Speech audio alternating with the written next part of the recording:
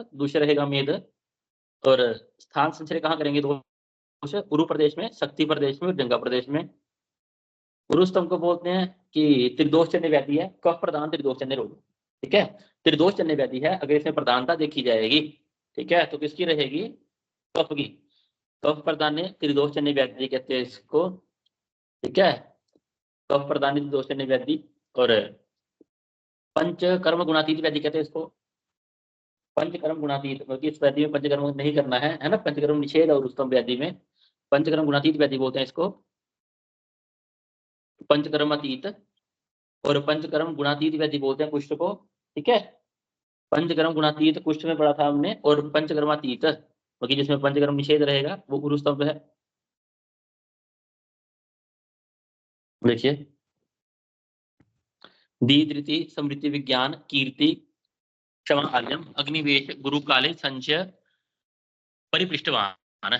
ठीक है, वो क्या कह रहे हैं कि धी धृति समृद्धि विज्ञान ज्ञान कीर्ति, जो इन सबसे पूर्ण है।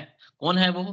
भगवान पुनर्वसु आत्रेय जो गुरु जी हैं। ठीक है, उनसे डाउट पूछ रहे हैं। कौन? अग्निवेश जी। ठीक है, अग्निवेश से डाउट पूछेंगे। अग्निवेश गुरु काले संशय परिपृष्ठवान, अपने संशय अपने डाउट को पूछ रहे हैं। ठीक है, उनका डाउट क्या होता है कि हे भगवान, सभी प्रकार के रोगों में पंचकर्म का निर्देश आपने कहा है। ठीक है, तो क्या कोई ऐसा रोग भी है कि जिसमें पंचकर्मा नहीं करना है? ठीक है, देखो जो चिकित्सा साध्य है, पर जिस रोग को शांत करने में पंचकर्मा समर्थ ना हो, अर्थात सभी प्रकार के रोगों की चिकित्सा पंचकर्म है, क्या कोई ऐसा रोग भी है जिसमें पंचकर्म लाभ नहीं करता है? ना स्यु शक्तानि शमने साध्यस्य क्रियता सत, क्या कोई ऐसी व्याधि भी है जिसमें पंचकर्म नहीं करना है, पंचकर्म आदि क्रियाएं नहीं करनी है? तो इसका आंसर क्या बोलते हैं? अस्ति उरुस्तंभ इत्युक्ते गुरुनाम तस्य कारणम। अस्ति उरुस्तंभ इत्युक्ते गुरुनाम तस्य कारणम। तो गुरु मतलब क्या है यहाँ पे? पुनर्वसु आत्रेय जी क्या कहते हैं कि उरुस्तंभ नाम का एक व्याधि है जिसे पंचकर्मा नहीं करना है, जिसके अब सलिंगम विषम भूय, जिसके अब निदान लक्षण औषधि उन सब के बारे में बताया जाएगा आगे। तो उरुस्तंभ का निदान देखिए, श्लोक नंबर 8, वेरी इंटरेस्टिंग। स्निग्ध उष्ण लघु शीतानि जीर्ण अजीर्ण समशनत। स्निग्ध उष्ण लघु और शीत। स्निग्ध उष्ण लघु शीत आहार का एक साथ सेवन करने से जीर्ण अजीर्ण समशनत। ठीक है, जीर्ण अजीर्ण समशनत का क्या मतलब है कि पहला खाना पचा नहीं, ऊपर से और खा लिया गया, या इंडाइजेशन में भी खाना खाने से जीर्ण अजीर्ण एक साथ में खाना खाने लेने से। वेरी इंपॉर्टेंट, किसका निदान है? जीर्ण अजीर्ण समशनत, उरुस्तंभ का निदान है ये। द्रव शुष्क दधि क्षीर ग्राम्य अनूप उदक आमिष, ये सब क्या है? दधि क्षीर ग्राम्य अनूप उदक आमिष मतलब मांस, सब कफवर्धक निदान है। पिष्ट, ठीक है, पृथ्वी के बने हुए पदार्थ, व्यापन मध्य अति दिवा स्वप्न प्रजागर, लंघन अध्यशन शयन वेग विधारण, ये सब क्या रहेंगे? ये सब उरुस्तंभ के निदान रहेंगे। इससे होगा क्या? इसे होगा क्या? नंबर 11 देखिए, पूरेन शक्ति जंगा उरु दोषो मेद बल उत्कट। ऐसा लगता है, पूरेन मतलब पूर्ण हो जाना। ठीक है, कहां पर? शक्ति प्रदेश में, जंगा प्रदेश में, उरु प्रदेश में। ठीक है, ऐसे क्या होता है कि शक्ति प्रदेश, जंगा प्रदेश, उरु प्रदेश, ठीक है, पूर्ण पूर्ण हो रहा है किससे? मेद धातु से। ठीक है, मेद के कारण जंगा शक्ति उरु, ठीक है, ये क्या हो रहे हैं? ऐसा लगता है ऐसे पूर्ण हो रहे हो, जिसके कारण से क्या होता है? अविधेय परिस्पंदन जन्नति अल्प विक्रम। ठीक है, अविधेय परिस्पंदन जन्नति अल्प विक्रम। अल्प विक्रम का क्या मतलब है? विक्रम मतलब एनर्जी, उस रीजन में एनर्जी ताकत, ठीक है, शक्ति नहीं महसूस होती है। ठीक है, अविधेय परिस्पंदन, वहां पे परिस्पंदन बना रहता है। और तो और जन्नति अल्प विक्रम, वेरी इंपॉर्टेंट, किसका है ये? संप्राप्ति, उरुस्तंभ की संप्राप्ति है ये, 2019 में पूछा भी गया था। ठीक है, ये उरुस्तंभ के लिए है। उरु प्रदेश में विक्रम नहीं रहता, विक्रम मतलब बल नहीं रहेगा। ठीक है, मूवमेंट नहीं हो पाती है, उरु का स्तंभ हो जाता है, जिस कारण से इसको उरु स्तंभ बोलते हैं। नंबर 12 देखिए, महासरसी गंभीरे पूर्ण अंबोसी स्तिमित यथा तिष्ठन्ति स्थिर मोक्षभ्यम तत् उरुगत कफ। कहते हैं जिस प्रकार जल से भरे हुए गहरे बहुत बड़े तालाब में जल स्तिमित रहता है, ठीक है, ठीक उसी प्रकार उरु प्रदेश में क्या हुआ? कफ स्थिर और शोभ रहित रहता है। उरुस्तंभ में, ठीक है, कफ चला गया, जिसने क्या कर दिया, उरु प्रदेश में स्तंभन उत्पन्न कर दिया। वो कह रही है महासरसी, सरसी किसको बोलते हैं, तालाब को, महा मतलब जो बड़े साइज का तालाब है, गंभीर ने, पूर्णे, अंबु, स्मित यथा, स्मित कहते हैं यहाँ पे, स्मित का मतलब स्टेबल से, इस प्रकार से बहुत बड़े तालाब में जो पानी होता है, ठीक है, तालाब में क्या होता है, पानी स्टोर करते हैं हम, तो वो पानी वहां पे स्टेबल रहता है, पानी के डिस्चार्ज का कोई हमने निकास के लिए कुछ नहीं बनाया रहता। तो सिमिलरली उसी प्रकार से तिष्ठन्ति स्थिर क्षोभव्यम तद्वत् उरुगत कफ, उसी प्रकार से जो उरु प्रदेश में कफ जाता है वो वहीं पर स्थिर रहता है, ठीक है। देखो आमाश उरु प्रदेश में कफ हो उसको ममन के द्वारा निकाल सकते हैं, पक्वाशय में दोष गए हो उसको विरेचन के द्वारा निकाल सकते हैं। तस और यदि उरु प्रदेश में दोष चले गए उसको कैसे निकालेंगे, उसका वो निकटतम मार्ग निकालने का नहीं है। वमन की डेफिनेशन भी होती है, तस्य दोषहरणम ऊर्ध्वभागम वमन संगीतम, है ना, और विरेचन के लिए दोषहरणम अधोभागम विरेचन संगीतम, और यहाँ पे क्या है, दोष कहाँ पे जा रहे हैं, उरु भाग में जा रहे हैं, इस कारण से क्या हो रहा है, उसको बाहर निकालने का कोई निकटतम मार्ग नहीं है, तो इसलिए इसमें हम पंचकर्म नहीं कर सकते हैं।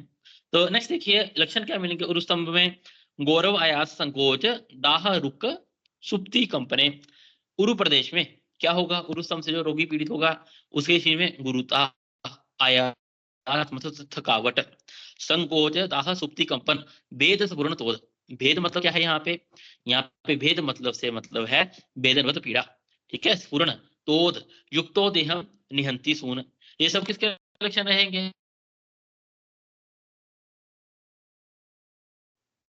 वही उरुस्तंभ कोड है, उरुस्तंभ श्लोक नंबर 14 देखो, उरुस्तंभ की निरुक्ति, उरु श्लेष्मा समेदस को, उरु प्रदेश में क्या हो रहा है, कफ, ठीक है, किसके साथ, समेदस को, मेद धातु के साथ मिला हुआ कफ, पित्ते अभी भूयेतु, सभी दोष बोलते हैं उन्हें उरु प्रदेश में, ठीक है, मेद के साथ मिला हुआ क्या, कफ वात पित्त, ये सब क्या कर रहे हैं, स्तंभयति स्थैर्य शैत्य, ठीक है, स्तंभन उत्पन्न कर रहे हैं, स्थिरता उत्पन्न कर रहे हैं, शीतलता उत्पन्न कर रहे हैं, इसीलिए इसको क्या बोलते हैं, उरुस्तंभ बोला जाता है। मतलब कि उरुस्तंभ क्या है, उरुस्तंभ एक त्रिदोष चलने रहती है, त्रिदोष चलने में भी अगर इसमें देखा जाए प्रधानता किसकी रहेगी, प्रधानता इसमें हम मानते हैं कि कफ की प्रधानता रहती है। नेक्स्ट देखिए उरुस्तंभ का पूर्व क्या रहेगा, वेरी इंपॉर्टेंट, प्रागरूपम तो ध्यान निद्रा अतिस्तमित्य अरुचि ज्वर, ध्यान निद्रा अतितमित्य अरुचि ज्वर, लोम हर्ष सर्दी जंगा उरु सदनम, तथा प्रदेश में सदन होना, याद रखना। अब देखिए अब उरु स्तंभ क्या बोला आपको, उरु स्तंभ एक है ना, मेद धातु की दृष्टि हो रही है, त्रिदोषों में भी कफ प्रधान त्रिदोष चलने रहती है, अगर हम स्नेहन करेंगे मेद बढ़ेगा कफ बढ़ेगा, दोष हम और बढ़ जाएंगे, तो उसके लिए क्या कह रहे हैं हमारे को, वात शंका अभिर अज्ञान स्यात् स्नेहनात् पुनः, यदि कोई अल्प बुद्धि वाला वैद्य, अज्ञानी पर्सन, ठीक है, अज्ञानी मनुष्य ये समझ ले कि उरु प्रदेश में स्तंभन हो गया है, वेदना हो रही है, ये सबसे वात दोष के कारण होता है, और वहां पर क्या कर दे, स्नेहन कर्म कर दे, वात शंकित अभिज्ञान स्यात् स्नेहनात् पुनः, वो वहां पर स्नेहन कर्म यदि कर देता है तो उससे क्या होगा, यदि स्नेहन कर्म कर दिया, वेरी इंपॉर्टेंट, पादो सदन सुप्ति कृच्छात् उदरणम यथा, पाद में सदन होगा, ठीक, तथा पांव को उठा नहीं पाएगा पेशेंट, ठीक है, शक्ति प्रदेश को उठा नहीं पाता है, क्यों, कब, यदि वहां पर हम स्नेहन कर्म करेंगे।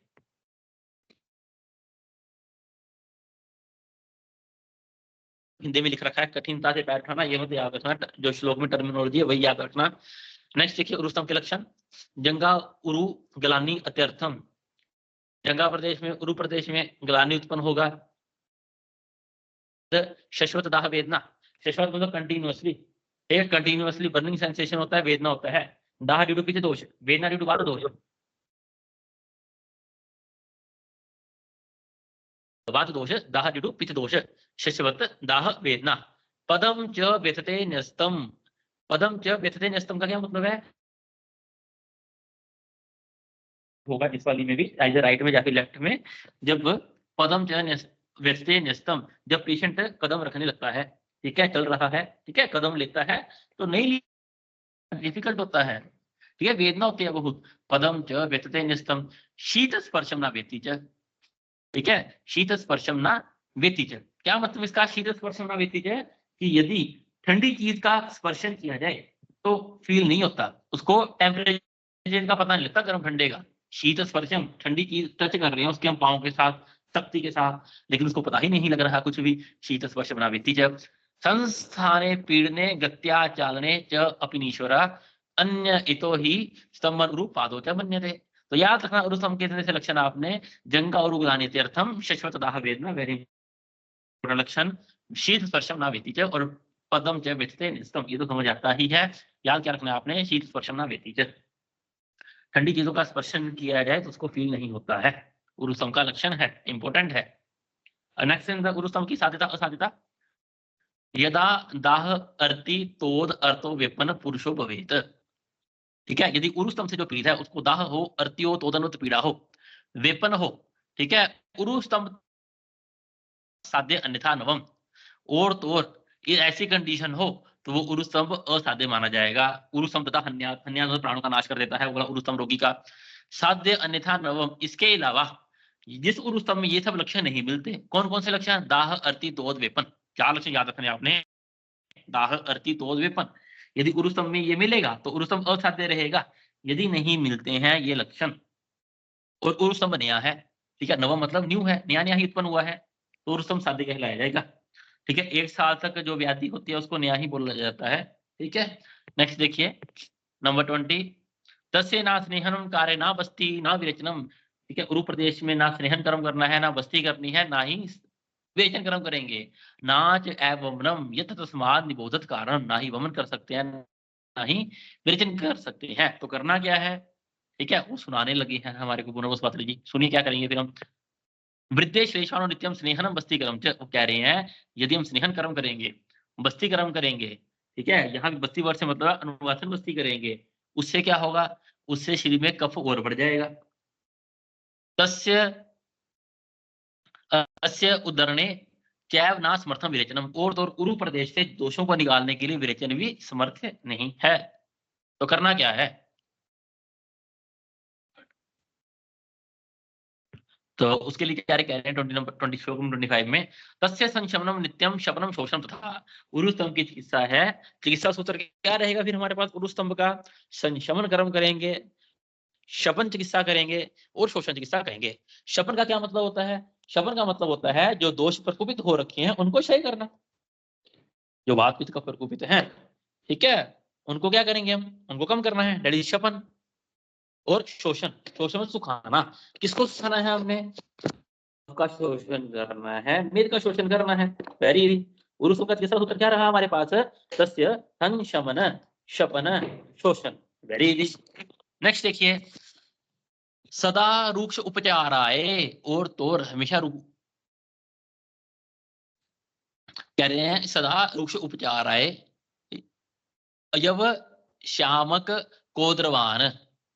ठीक है, उरुस्तंभ से रोग के शरीर में रुक्षा की वृद्धि, इसलिए सर्वदा जल और अल्प तेल से किया हुआ नमक रहित शाकों के साथ सावा कोदों से बने हुए आहार खाने को देने चाहिए। अब खाने को क्या देना है, डाइट कैसी होनी चाहिए, सदा रूक्ष उपचार आए। ठीक है, रूक्ष उपचार आए का क्या मतलब है, जो भी खाने को देना है उसमें घी तेल मिला के नहीं देना, ठीक है, बिना स्नेह की होना चाहिए, क्योंकि उसके शरीर में ऑलरेडी आम बढ़ा हुआ है, ऑलरेडी कफ बढ़ा हुआ है, मेद की दुष्टि हो रखी है, इसलिए जो भी खाना है, जो भी डाइट होनी चाहिए उरुस्तंभ के पेशेंट की रूक्ष होनी चाहिए, उसमें घी तेल बिल्कुल नहीं होना चाहिए। यव श्यामा कोद्रव, या इधर यव देनी है खाने को, या श्यामा कहते हैं जो सेव के चावल होते हैं, जिसको व्रत वाले राइस बोला जाता है, व्रत में जो चावल खाए जाते हैं छोटे छोटे साइज के होते हैं उसको बोलते हैं सामा के चावल, कोद्रव खाने या फिर कोदो आदि आहार।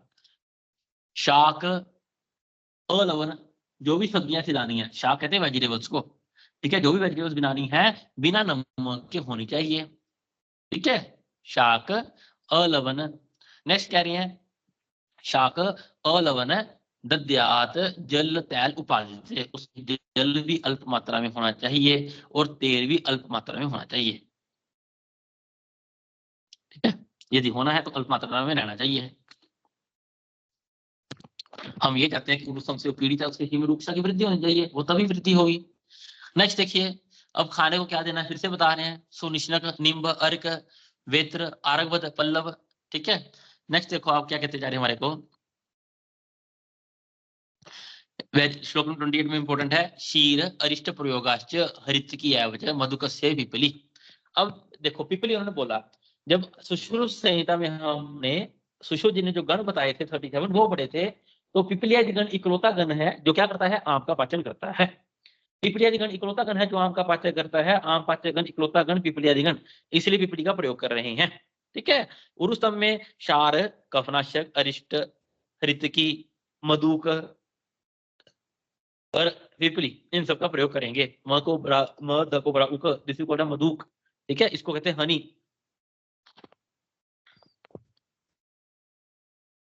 तो उसके बाद देखिए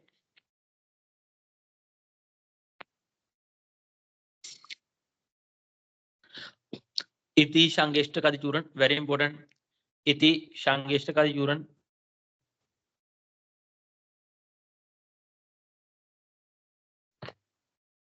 सक्षोदरम दधि मंडयार्वा उरुस्तम विनाशने। ठीक है, इस चूर्ण को आइदर दधि मंड के साथ या फिर मधु के साथ सेवन करना है।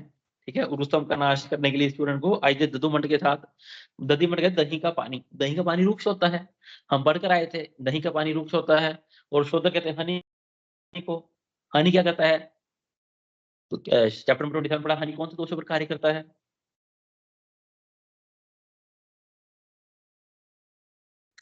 पित्त कफ प्रशमन, श्लेष्म पित्त प्रशमनानाम। ठीक है, श्लेष्म पित्त प्रशमनानाम, वेरी गुड, इसलिए हनी का प्रयोग कर रहे हैं।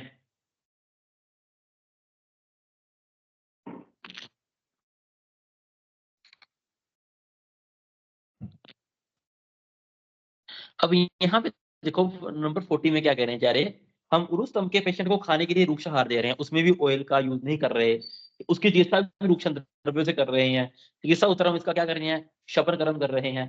ठीक है, तो अब इससे क्या होता है, देखो रूक्षनाद वात कोपश्च निद्रा नाश अतिपूर्वक, तो रूक्ष क्रियाओं के द्वारा शरीर में क्या होता है, वायु बहुत अधिक मात्रा में कई बार बढ़ जाता है, रात को नींद नहीं आती है, निद्रा नाश होगा। ठीक है, तो इस कंडीशन में जारी मार्ग क्या कह रहे हैं, स्नेह श्वेत कर्म तत्र कार्यो वातम आम्याप, इस कंडीशन में बीच बीच में वात नाशक कर्म स्नेहन स्वेदन थोड़ा थोड़ा कर देना चाहिए पेशेंट का।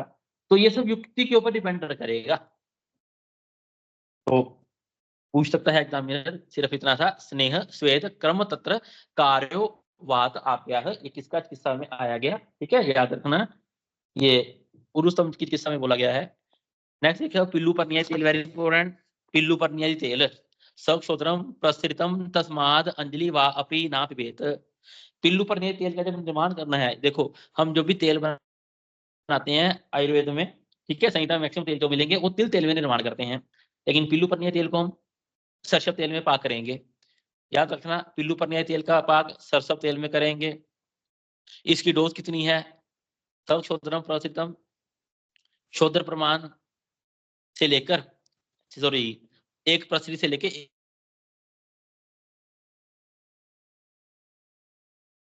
ठीक है, सिद्ध हुए तेल को प्रसवी से लेके अंजलि प्रमाण तक मधु से मिलाकर पीना चाहिए। वेरी इंपॉर्टेंट है, पिल्लू पनीर तेल की डोज कितनी है, देखो प्रसरित तस्मात अंजलि, एक प्रसरी से लेके एक अंजलि तक इसकी डोज है। तेल का पाक हमने सरसों के तेल पे करना है। नेक्स्ट कुष्ठादि तेल, वेरी इंपॉर्टेंट। नेक्स्ट सेंधवादी तेल, सेंधवादी तेल, सेंधवादी चूर्ण का प्रयोग किया था शतशीन में, सेंधवादी चूर्ण का प्रयोग किया शतशीन में। सेंधवादी तेल उरुस्तंभ नाशक, गिरिदसी उरुग्रह, उरुग्रह इज द सिनोनिम ऑफ उरुस्तंभ, श्लोक नंबर 46 में लास्ट में लिखा हुआ है गिरिदसी उरुग्रह, उरुग्रह इज द सिनोनिम ऑफ उरुस्तंभ, गिरिदसी उरुग्रह अर्श अर्ति सर्व वात विकारनुत। नेक्स्ट वन इज अष्टकटवर तेल, वेरी इंपॉर्टेंट, अष्टकटवर तेल, अष्टकटवर तेल पलाभ्याम पिपली मूल नागर अष्टकटवर तैल प्रस्थ समुदीनाम ग्रैदसी उरुग्रह आपह। याद रखना, ग्रैदसी उरुग्रह आपह अष्टकटवर तेल।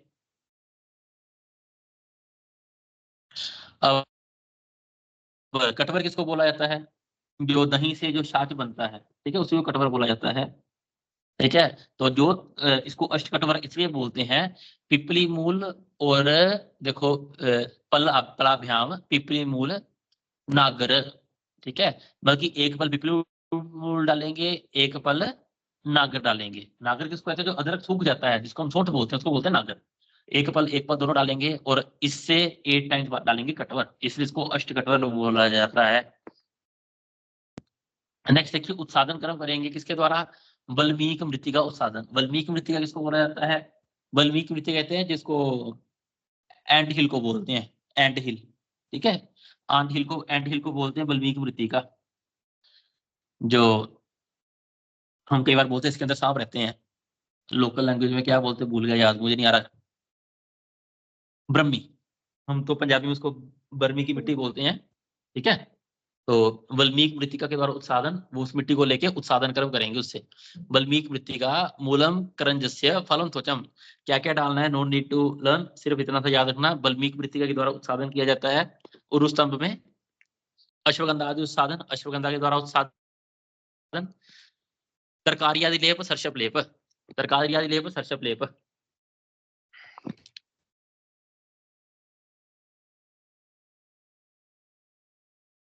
अच्छा, अब यहाँ पे कह रहे हैं हमारे को श्लोक नंबर 59 में, प्रतारेत प्रतिस्रोतो नदी शीत जलाम शिवाम। नदी की गति से उल्टी डायरेक्शन में तैरना चाहिए उरु स्तंभ में, ठीक है। तो ये कौन सा उपशय है? 18 प्रकार के उपशय जब हमने पढ़े थे। विपरीतार्थकारी विहार।